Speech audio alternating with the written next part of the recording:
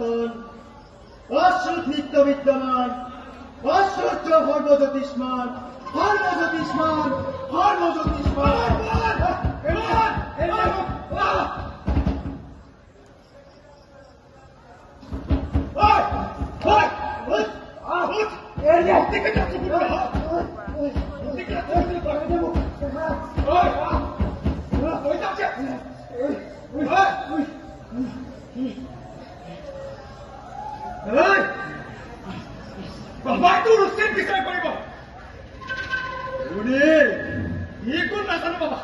কিন্তু এই মূৰ্তি কেইটা বিচাৰিছে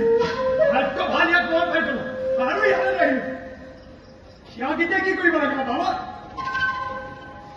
কেৰি দিয়া নহব মৃত্যুদণ্ড দিয়া হব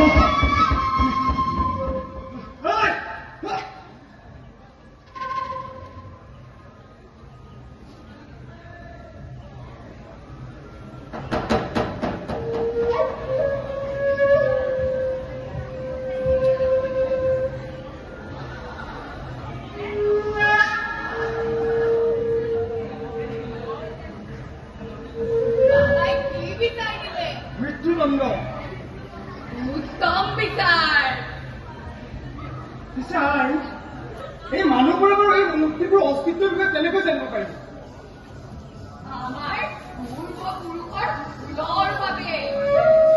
আমাৰ পূৰ্বপুৰুষে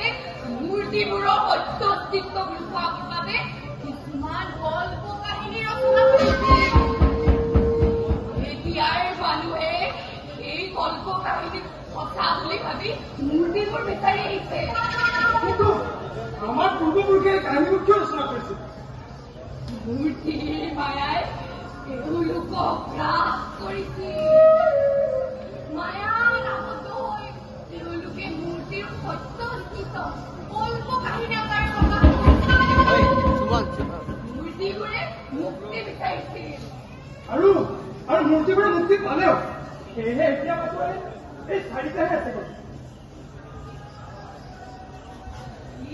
I have go to work. I will wear hoodie and half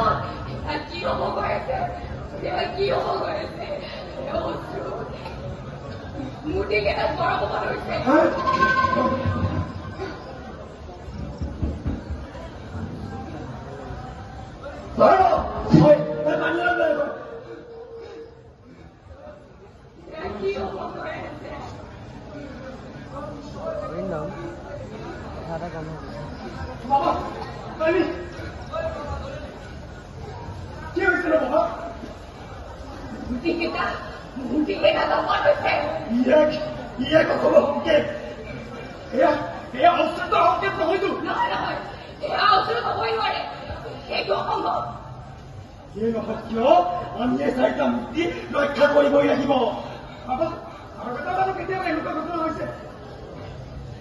বহু বছৰ ধৰি নাহিব তুমি ক'ত গ'লা